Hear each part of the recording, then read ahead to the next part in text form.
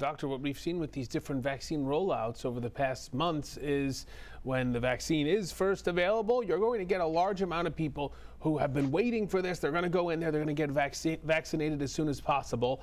But what happens on the back end? How does the government reach those who are on the fence and maybe it gets nice outside, there's not a high infection rate, and it kind of falls by the wayside?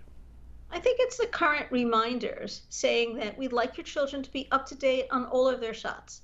And being up to date on all their shots includes protecting them against COVID.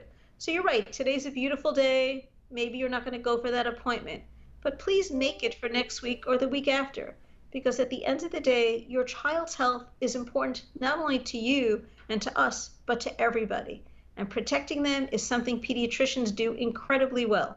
Vaccination is part of that protection.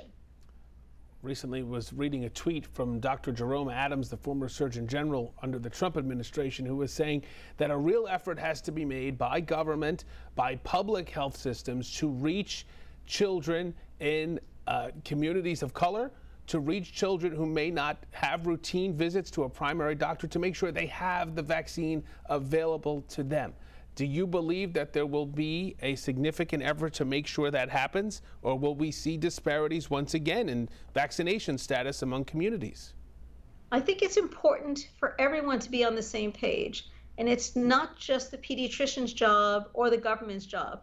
It's actually everyone's job, including families and schools and any place that we can see children and get their vaccines.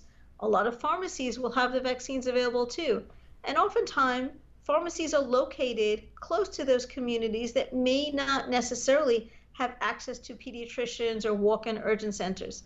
So thinking that you can get your vaccine from a pharmacy is just another step. There are many places around the country that are using mobile vans as well. Those vans are going into those communities. But partnership is really what we're talking about. Partnership with the community, doesn't matter where that community is, across the entire country. And making sure that the message gets out to all of those communities is something that the government could help, but it's not just the government's job. It's actually all of our jobs.